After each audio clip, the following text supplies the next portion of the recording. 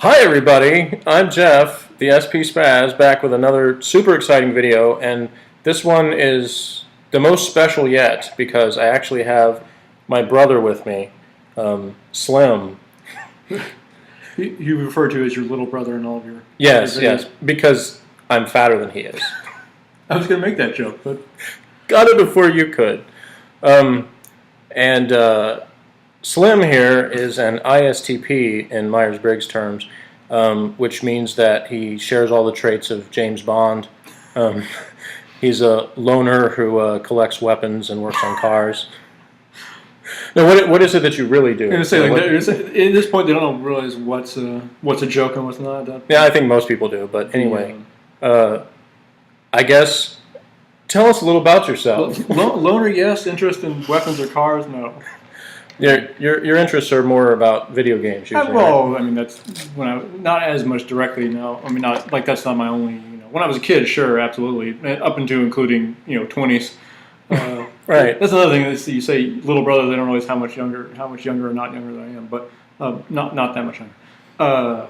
Now, obviously, I still enjoy nerdy-ish sort of things like that, but not like really. I'm not really fanatic about anything. I think is the big thing. I'm not like really. So, what are you doing these days? But I do spend a lot of time, and by a lot I mean basically all, doing various things at the computer, either online things or recording videos of not with me, not on camera like this. This is an exception I would make only for you.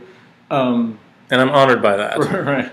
But more like editing together things in video as opposed to recording myself. I've done some maybe voiceover for some things or whatever, but little bits here and there. The sort of the video game-ish computer kind of culture, typical internet kind of stuff like that. Just not the youthful version of it that I used to be. All right, and you sort of provide a unique perspective in as far as the chats I've had with people, because most of the people I've been talking to have been pretty into the Myers-Briggs system specifically, and as we've talked about. You've read a little bit about it, but haven't really studied it, and don't really view people in terms of types that way. As right, much. like I'm definitely familiar with it, and as I've said, my exposure to it has been mostly through sort of your re-exposure, I suppose, from following the stories you said of how you got into it, and that I don't recall that experience of the mother giving us the book or the chest or whatever. I don't. That sounds believable enough that it happened, but I would have only been what if you were You would have been 20, 18. I would have been 18 or so. Yeah. So that's not like I was a little kid or anything, but I don't remember doing it exactly. Yeah. But in a similar fashion to you, sort of rediscovering it for me was some time where I was idly doing online quizzes and whatnot. Possibly even the same quiz or webpage you were on when you looked at yours. And because that sort of stuff in general interests me, that I sort of remembered what type and stuff it said. I think it was specifically using the titles rather than the letters, crafter being the word they used. So I sort of remembered that, and I even made sort of jokes about it. When I was playing a game, a multiplayer game, as a matter of fact, someone sent me a message to ask if I was a healer or not, and I responded that my personality type is listed as crafter, and he didn't, of course, had no idea what I was talking about. But I thought it was funny. See, that's the kind of humor I get when I'll see a license plate that says STP or something like that, where I'll look at it as Myers-Briggs letters, even though it obviously isn't. Again, the term I kept the titles while not that I think particularly romanticize those descriptive words, but that more so than the letters. You would think that the lettering sort of thing like that would be nerdier, that I would like it more, but because as I've told you, I'm going to sort of retell some of these things for the 5 people watching. By all means. That I'm actually very interested in psychology and psychoanalyzing things and whatnot, and I would definitely be in that as a career field if I just wasn't so unmotivated to do anything and whatnot. But part of the reason I actually haven't pursued really extensive sort of higher education versions of that or whatever is because that too much emphasis on typing and categorizing and being very clinical about psychology sort of turns me off in a way. I kind of understand kind of why it's done for the purpose of of discussing things, having a common language to use to talk with other people about particular types or whatever. But I usually much more sort of on a one-to-one basis. I think about how a particular person thinks or acts, and I'll pick up on trends or you can type some. I not beyond typing somebody, but it's more like my own sort of type. It's more of an organic thing as opposed to me saying, well, here's this, here's how I categorize them. It's more like, okay, I recognize these particular traits that I could, that I would keep in mind when I was talking to them or whatever. So the idea of it is very interesting to me, and I can find it somewhat interesting to watch the videos of that you've done talking to various people or talking about your own types or whatever. Especially in the case that since according to this system that you and I supposedly share, obviously the SP letters match up. So whatever that's. Well, I find it to be crazy that we consider that similar. Though of course, as we've talked, certain things we certainly do have very strong similarities, which is maybe that's what represents. It's interesting to me that those particular two letters, since they're not right next to each other in the list, would be what we consider some sort of overarching type for both of us. Yeah, well, I mean, the reason behind that was, I guess, just an observational one, that when David Kersey wrote his original books, he was reading the Myers-Briggs stuff, and when he read the things about, like, what NTs and Fs had in common, it all made sense to him, as in kind of what you were saying, in terms of he sort of had his own way of looking at people, and he said, I see these groups existing very clearly, but then when Isabel Myers talked about STs and SFs, he didn't see those as much. He looked at it and he's like, well, but there's a lot more differences between different kinds of STs and different kinds of SFs, and he figured out that it was the last letter for the sensor types that kind of was a more reasonable grouping in terms of actual behavior that he witnessed. So he said SJs tended to flock together more or be more like each other, and SPs, and so that's how he divided them. Now, there's plenty of people that don't necessarily get with that particular division. Well, sure.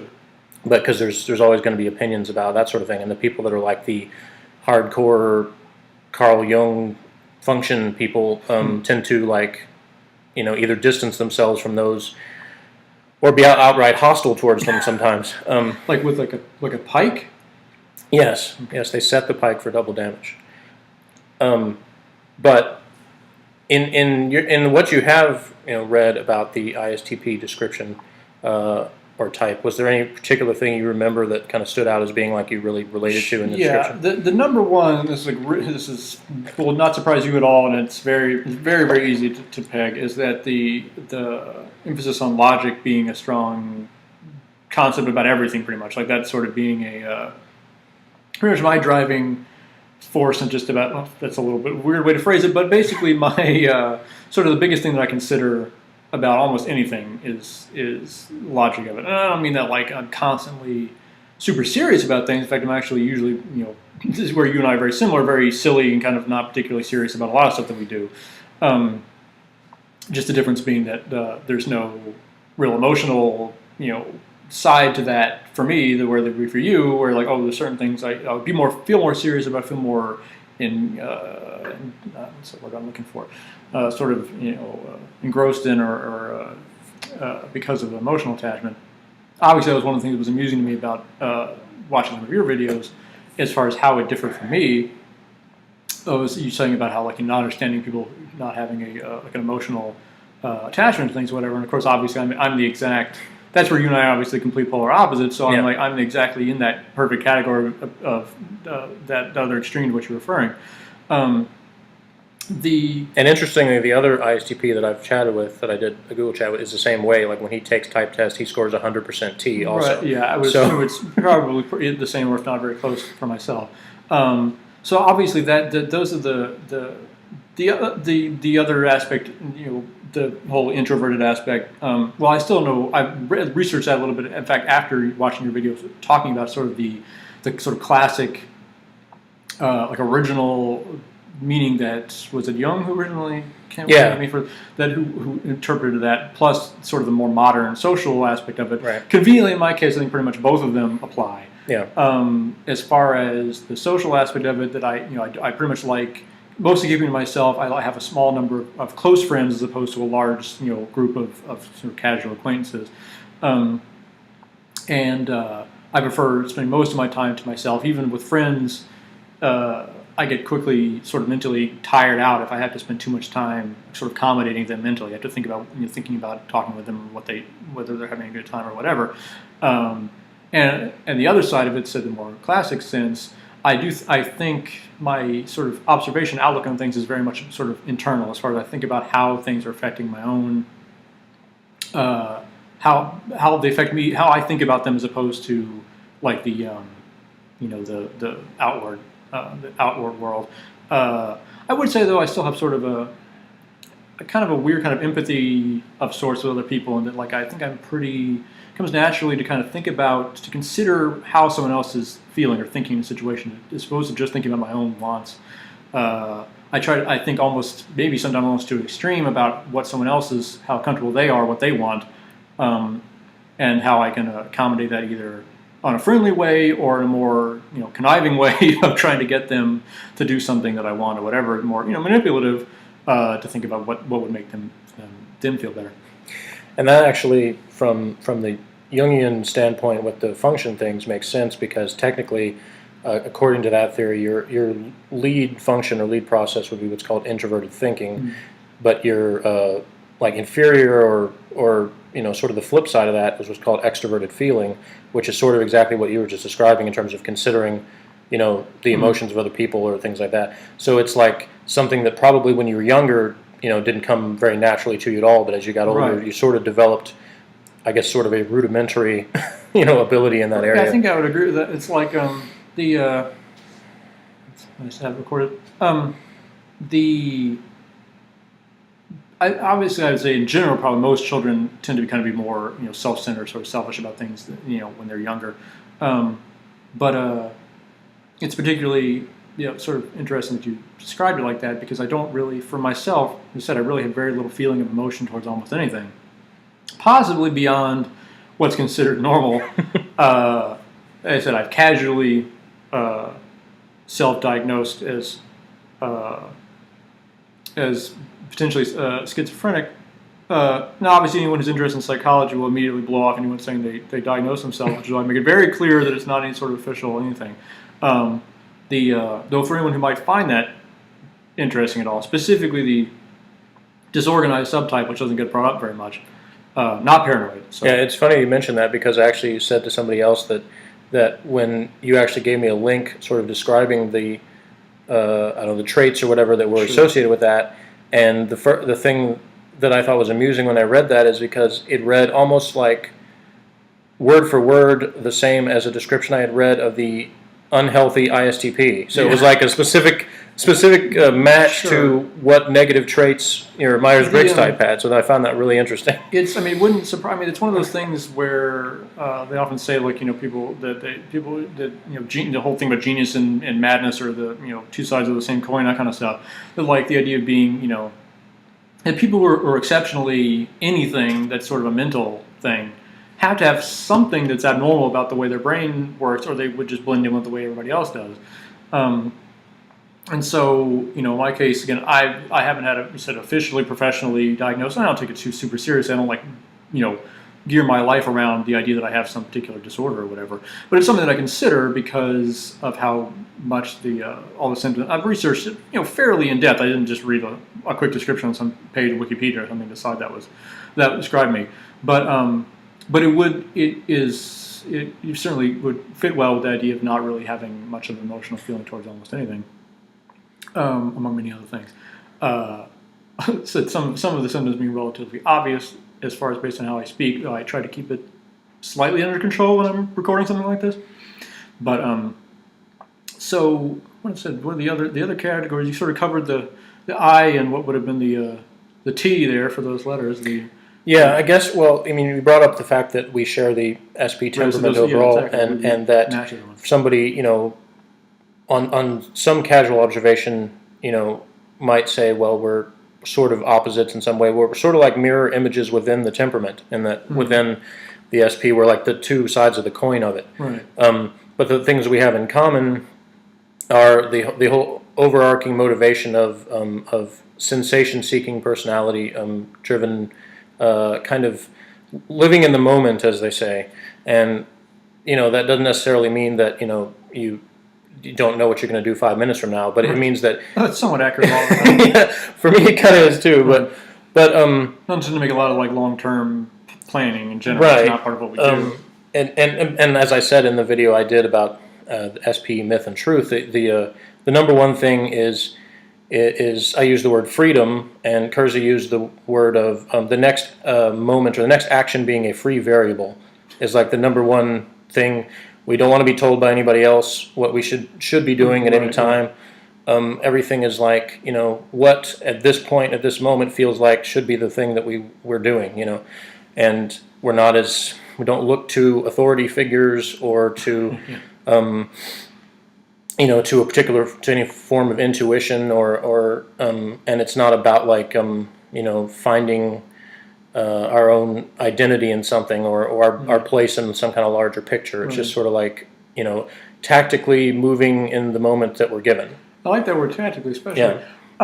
It was many things in watching your, especially the earlier videos where they were mostly sort of just going over stuff with yourself as opposed to talking with the other ones, which are probably more interesting to me than a lot of other people to watch simply because of how well I know you and how well, the aspects of you that I don't know as well, or whatever, after all this time, the old men that we are. But especially anything that did match up between us very, very strongly, the disrespect isn't exactly necessarily the right word, but definitely, but generally disrespect for authority and sort of convention and phrases like any sort of traditional, almost anything. I'm very strongly against. I'm always like do it because it makes the most sense to do it that way. Again, especially if it's logical. In my case, especially strong. If it's a logical thing to do, don't just do it because either someone else told you to do it and you didn't even question why they told you to, or because that's just how it's always been done. Like you're supposed to do it because that's what everyone always does. Well, don't do things for that reason. And yeah, as far as attributing, I respect people who have done something that's worthy of respect. They've done something that's noteworthy or respectable, as opposed to someone walking and saying, "Oh, by the way, you're supposed to pay attention to this guy." Right. It's more based on their actual actions or the skills they possess, rather than any kind of title or something bestowed upon them, not based on what they actually did. Right. Which to me again is a very logical thing. You respect someone based on what they do or what they're capable of doing or whatever, as opposed to arbitrary either designations or even just seniority in some cases. It's something I've dealt with in the past, as far as both in some degree, and like most people would probably understand it more in the working world. But for me, it's been both somewhat work, but more things are technically games. But if the games are elaborate enough, they kind of create a hierarchy system as far as people who are in charge of things, and people who end up in charge of something simply because they've been around for a long time and they're not really very good at it. That frustrates me in any situation where people things keep getting done the same mediocre way because no one will reevaluate the situation, etc. I don't know where I was going with that, but that's all right. You don't have to. That's what we SPs do. We don't know where we're going with anything, and that's fine. We could easily go for a very long time. So both as far as not aggressively attacking authority figures, but being anti sort of arbitrary authority or convention, as well as the other aspect, and this is something that's been very strong with me, and I know it affects our other brother as well. I don't know exactly how you would type him. In fact, that's something that I wanted to bring up, but I'm going to actually not segue quite yet. Normally, I would go straight into the thing, but I'm trying to be a little more cohesive. That he and I have agreed on this as well, so it certainly affects the three of us, probably fairly strongly, all of us. That like being, at least I will say from my point of view, is supposed to I will stop attributing this to you two, and now just at least say for myself that very, very strongly, like possibly my strongest core like feeling about things, about how I do things or how I am perceived. Is probably the strongest thing as far as how I outwardly, internally, logic being very much my guiding everything. Externally, as far as how people see me, one of the most important things to me is being unusual in some way. Not necessarily just it's like sometimes unusual in itself is usual. Like so the whole concept of, well, if you're being anti-conformist, that becomes its own culture or whatever. So I think I'm pretty good about not being any of those things. I don't really see Yeah, myself as part of some sort of group SPs culture. they're true anti-conformists, and that the idea is literally to do to go Right. against what you're expected. Even to the do. and that's what I was sort of saying in the opening of all this. We were saying like, yeah, I do spend a lot of time doing sort of traditional, nerdy sort of stuff as far as being interested in computers and video games and whatnot. But at the same time, like I'm not into computers to the degree that I don't really care about programming languages or really specific hardware specs and that kind of stuff the way some people do. And I like video games, but I don't play a whole lot of them. I tend to play one or two games every now and then. Spend a lot of time on it, but I do a lot of it by my own rules of sorts. I come with my own interests within the game as opposed to doing what they expect you to do in the game. I'll find some of my own content, sort of, as far as my own way of having fun with it. And also, as far as being introverted and whatnot, don't spend much time seeking other people's attention to have fun in the game. I'm okay. I kind of like the fact that those people are out there. Like it sort of makes the I suppose again that sort of plays into what I was just saying about my outward appearance wanting to be unusual. I like to do things where I take care of most of it on my own terms. I don't want other people to have to assist me or to want their adoration. But at the same time, I kind of want them to notice that I did something unusual. I want them to go, "What was up with that guy? Who was that masked stranger?" I want them to wonder what this unusual thing I did was. But I don't need them to become like close with me about it. I just want them to kind of wonder what was going on there. And so that's kind of how it is. I'm solitary, but at the same time, I kind of want to get people's attention. Sort of, but not really. Like I want them to be confused. Kersey actually described that as yearning for impact, but That's a decent way of phrasing it. Yeah. And wanting to be seen as audacious in some way. Right. It's like I don't want a lot of attention, but I want the attention that I get to be unusual sort of attention. Right. So that's the same thing there. Anytime I had to do any sort of activity or even to the very small things that are going to be in any way viewed or presented to other people. Sometimes I'd say even spilling a little bit into situations where really no one else, I have no reason to think someone else may even observe it besides myself. Sometimes even for myself, I still kind of want to do things in a way that wasn't typical, and especially when the people are involved. And I remember this all the way when I was a young child, when I was in preschool, I believe, or at least in that sort of age range, 6 years old, somewhere in there. Having things like little arts and crafts things we were supposed to do in class, and me trying to find some way to do it, something that I thought someone else wouldn't have thought to do, something that would be unusual in some way, just so the teacher maybe would go, "Oh, look, you did something unusual," whatever. And it's not a lot of the time it may not always end up being better than the traditional way or more common way would be, but as long as it somehow seems different from that, I might end up in long circuitous disclaimers about something I did to someone just to make sure they know that even though it looks like it's the normal thing, I had to make sure they understand that I did it and it had to be that way. I couldn't do it any other way, etc. So, and that actually makes a good segue, as you were talking earlier about our older brother, because I've typed him as an INTP, so he would share like 3 out of the 4 letters with you. But that area you just talked about is probably one area where the difference is illustrated, because I don't think he cares one iota about how he would be viewed as being unexpected or non-traditional or anything like that.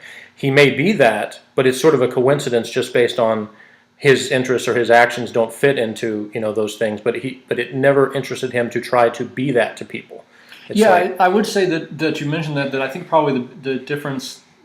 So he and I haven't had like elaborate conversations about it, but there's times that I've talked about it where he's agreed with me as far as I think he shares the desire to not be the same as like other people, but I don't think he cares so much about other people's perception of him in regards to it. And so he still would try to do an unusual, school project or whatever the case may be, how far back we want to go. Yeah, and as a temperament-wise, the NTE temperament he belongs to do care about achievement and like to be seen as kind of wizards and technological marvels in some way. They like being seen that way, but the kind of nonconformist aspect is different. Here, Kersey did a good job of differing on that, because he said NTs seek autonomy and SPs are the ones that seek nonconformity. So there's those can sometimes overlap, but they're not the same. Right. And that it's more important to him to any action or thing he takes is independent of anyone else's influence. It's entirely because he wants to take it. not because it's going to be seen as conformist or nonconformist. It doesn't matter. It's like he'll follow the rules if they're convenient to what he's doing, Right. and not really worry about it one way or Where in another. our case, many times we'll do something very inconvenient simply because it breaks. Yeah, because see, that's the other aspect I actually wanted to ask you about, because you talked about how logic was so important to you, but can you think of any instances where you deliberately did an illogical thing because it was just more fun or more unexpected, or? Illogic for fun, no. That was one of the cases where, again, I'm very, very strictly adhere to that sort of thing. In fact, it's probably one of the reasons why, at least where I'm comfortable sort of being mostly to myself, as well as it, coming naturally, whatever, is because what a lot of people, at least in our American culture that we're familiar with, what they consider to be fun is something that is outside of what I would. It's like it's too.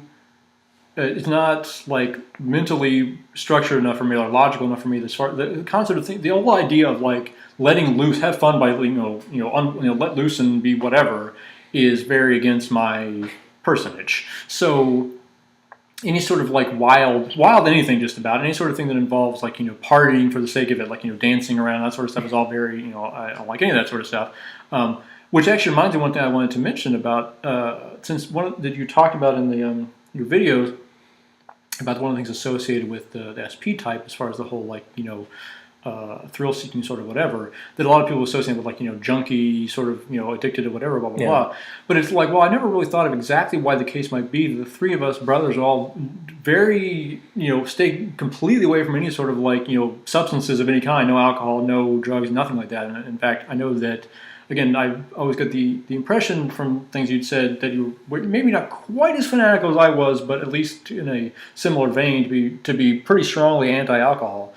And obviously that in itself seems to be very contrary to the idea of that, as far at least that version of thrill-seeking. Yeah, which I've addressed that, in my videos, like you said before, and specifically why that in itself as a specific action, someone being against that doesn't in any way negate the overall motivation. Sure. Yeah, I've tried to think about how I would apply that concept, or not necessarily saying it has to be true for me, but looking to see if whether I thought that idea matched up. It's funny that you mentioned jumping out of airplanes, because I've had for a long time had the idea of trying to try skydiving. One of those things I just never got around to doing, pretty much. Never had the money or the wherewithal at the right time to get it done.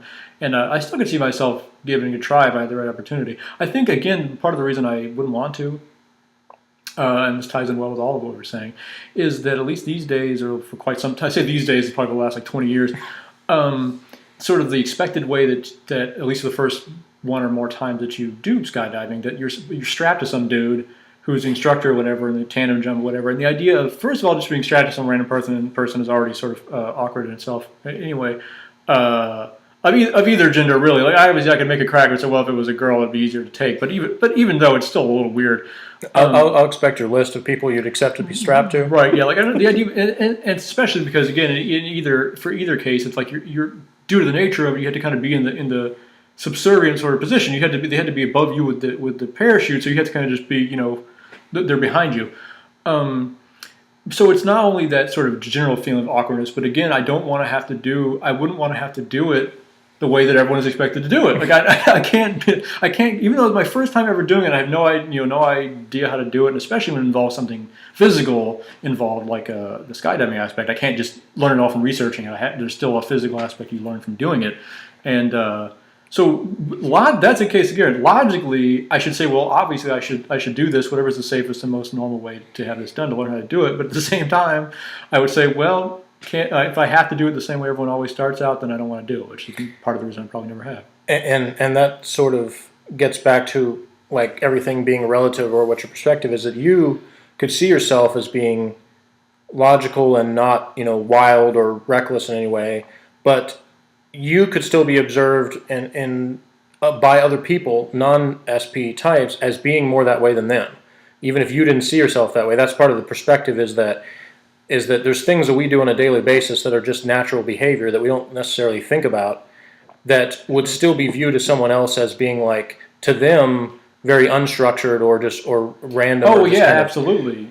They said like on a daily basis, and obviously the way that I won't even bother going. I mean, these days it's probably getting less and less.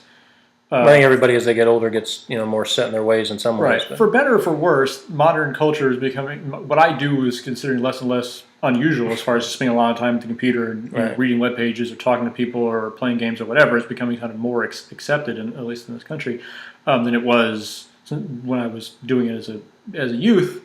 It was like, fortunately, I say there's probably a window in my 20s when it was. Considered the most awkward to other people, because when I was young, like, oh well, he's a kid, he plays video games, whatever, that's what kids do. And now, for my age, some people would say, well, he should have a big mainstay career by now. But at least the idea of people's leisure time being used up by being at the computer is not considered strange. I just happen to have an awful lot of leisure time. But as far as I was thinking about there, and the question you had again about whether. Doing something illogical for the purpose of something else. Well, for doing something illogical for the purpose of fun, most of the time, no. At least based on my own idea of what logic is.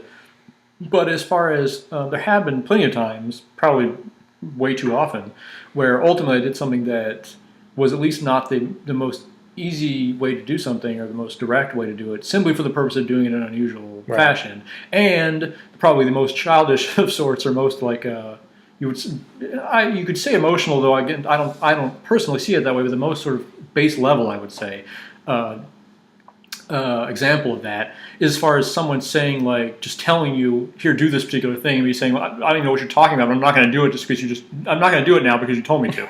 Even if it's something that ultimately I probably would have wanted to do or needed to get done, I now have to find some way to do it around behind their back or somehow circuitously now, just so it doesn't look like they did what they wanted to do. and that right there is like is very again goes back to the essence of the SP temperament attitude, and could be described by many people as illogical, even if you wouldn't describe it that way yourself. No, I was going to say in that particular Yeah. case, I would say that Right. probably is the strongest example of a case where the logic is kind of breaking down. And I will be, in my defense, I'm typically aware of it while doing it. I kind of sit there and think to myself, well, I know I need to do what's And as I've gotten presented. older, I've become more aware of those things too. But it still doesn't stop me from that's Right.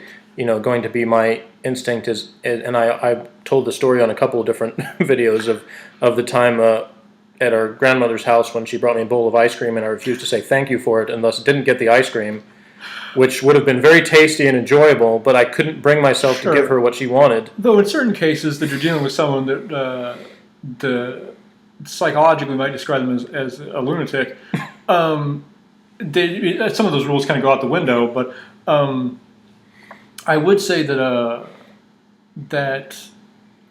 with the logic, where I still try to maintain the logic, is looking at the situation and going, okay, well, I know I need to get whatever this is done. That's pretty much along the same lines that someone just authoritatively or aggressively told me to do, but I don't want to do what they told me to do. Is to think about, okay, well, how can I basically get that done by doing it somehow, twisting it just even somehow where it looks like it's not exactly what was expected or what they told me to do, or so I'm like, well, at least I acknowledge the logic and go, well, I'm not just going to flat out not do it at all. Every now and then, I would say, is sort of my most weakest, or perhaps you might consider most emotional moments. Well, I don't think they don't feel traditionally emotional, but they're the least logical, most said they feel most sort of gut based, essentially. There have been times where something that I really had no reason to not do or wanted to do every now and then that I completely refused simply because I was instructed to do it. All the way back to as a child, as far as being do this thing and then we'll go do this fun thing you've been wanting to do for a month or whatever. Well, I'm just not going to go at all now because I don't want to clean my room or whatever it might be. Yeah.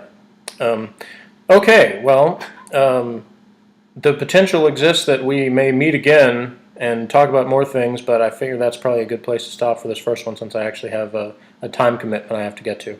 But thank you very much for doing this, and there's not anything else you want to add at the end, is there? Not something that I think needs to be in here, just that I had other things that were in mind about it all. I certainly would have additional things that could be discussed about it all in the future. So, if you want to, there is more material. As a potential teaser, one of the things I was curious about, since you mentioned it vaguely to other people in these videos, but since they weren't family members, they wouldn't have as much interest or know what you're talking about as far as how you typed, like our parents, for example. And to me, yeah. while that's not, as I've said, the idea of saying, look, this particular person matches the type, is something that would never, Right. occur to me.